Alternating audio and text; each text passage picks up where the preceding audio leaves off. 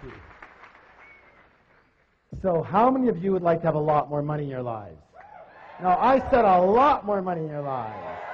And how many to have a lot more happiness in your lives? And how many can stand a heck of a lot more of both in your lives? You've come to the right place. My name is Harv Eker. Welcome to the Millionaire Mind, the secret psychology of wealth. The first thing I want to do is I want to acknowledge you for being here. There's a saying that says 80% of success is just what? Who can tell me? Showing up. So since I can't reach you all, I need you to do me a little favor. Simply reach around, pat both your neighbors on the back and go, congratulations for being here.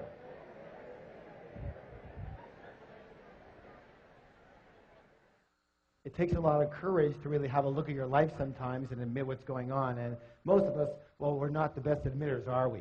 Kind of reminds you of this story about this lion who's walking along the path of the jungle. And he comes across a monkey. And he goes, hey, monkey, who's the king of the jungle? And the monkey goes, you are, sir, you are. He goes, that's right, and don't you ever forget it.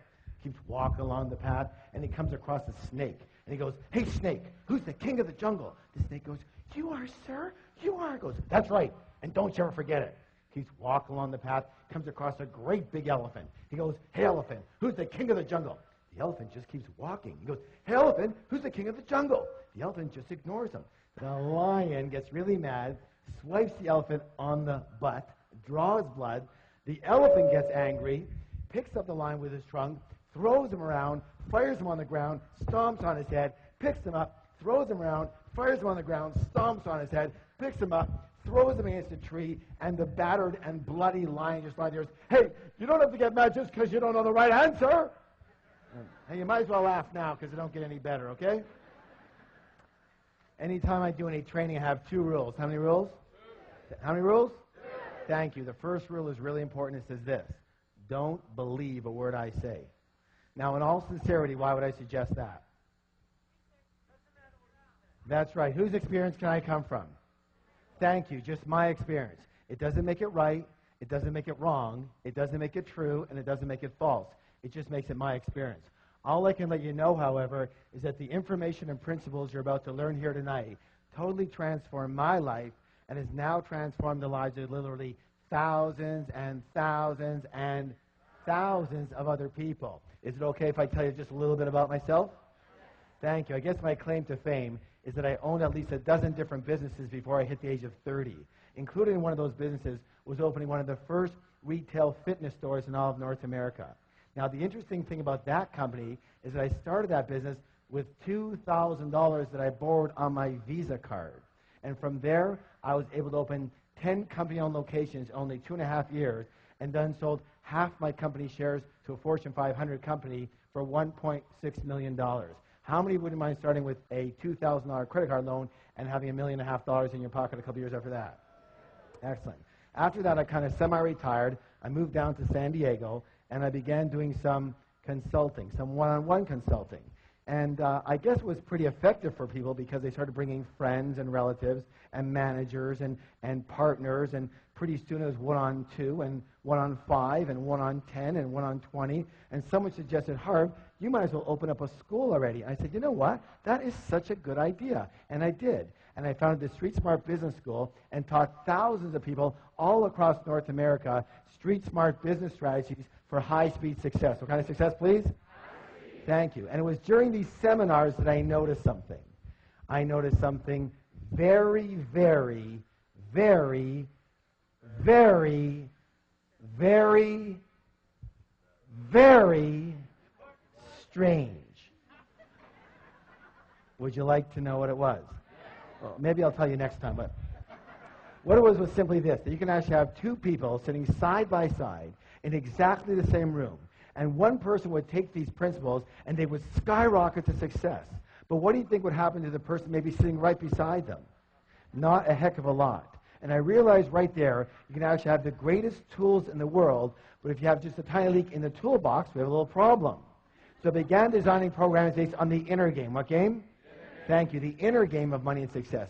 And when we blended and combined the inner game with the outer strategies, with the outer tools, virtually everybody's results went through the roof. Does that make sense, y'all? A good example of what I'm talking about with this inner game is, how many of you notice the phenomenon that when a millionaire loses their money, they generally have it back a very short time later? True? A good example of that is, have you heard of this fellow by the name of Donald Trump? Here's this multi-billionaire who loses everything and more, and 2 years later, he's got it all back again and more. Why does this phenomenon happen? It happens because even though these people might have lost their money, they never lost their most important ingredient to their success, which was their what? Their millionaire. In Donald's case, it's his what? His billionaire mind. Do you realize that Donald Trump could never, quote unquote, just be a millionaire? Let me ask you your opinion. Are you willing? How do you think that Donald Trump would feel if his net worth was $1 million? Yeah, he'd feel poor. He'd feel broke, right? Now, listen, this is the most important thing you could ever learn. That's because Donald Trump's financial thermostat, his what? Is set for, everybody pick your finger up right here. Fingers up. Make it be with me. Billions, not millions. Most people's financial thermostat is set for, fingers up, thousands, not millions. Some people's financial thermostat is set for, fingers up, hundreds, not even thousands. And some people's financial thermostat is set for, thumbs up, below zero. They're freezing. They don't know why. Which brings us to the psychology of wealth. It's very important to realize that we live in a world of duality. A world of what? Thank you. Help me out here. In and out. Give me some examples. Black and white, hot and cold, back and forth, left and right, up and down. Excellent. Excellent. Let's take right and left. Is it possible to have a left side without a right side? Left of what? You see, they're a comparison. So just as there are outer laws to money, therefore there must be what? Excellent. You know, the fact is that most people do not reach their full potential. Most people are not successful.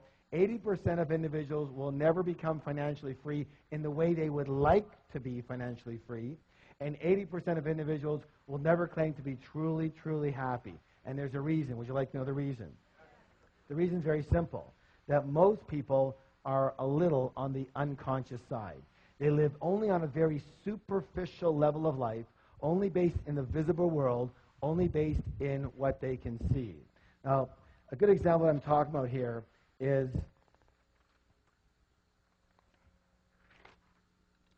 we're going to call this the tree of life. Tree of what? Life. Excellent. And on this tree grows what? Fir. Who said fir? Fruits. What's the word? Fruits. So we take a look at the fruits of our life, which are our results, right? And we don't like them. They're too small. They don't taste good. There's not enough of them, right? Well, what do we tend to do? Don't we tend to focus more and more of our energy and focus on those fruits, on those results? Yes?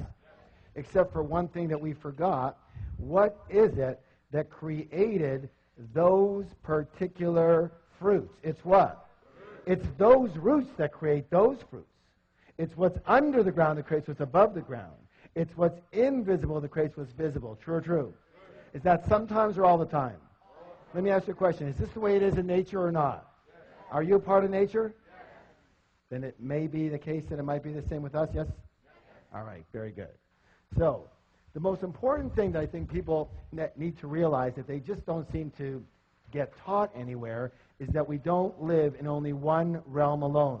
We live in at least 4 different worlds at once. We live in the mental world. What world? We live in the emotional world. What world? We live in the spiritual world. What world? And absolutely we live in the physical material world. And what most people never get is that your physical material world, your result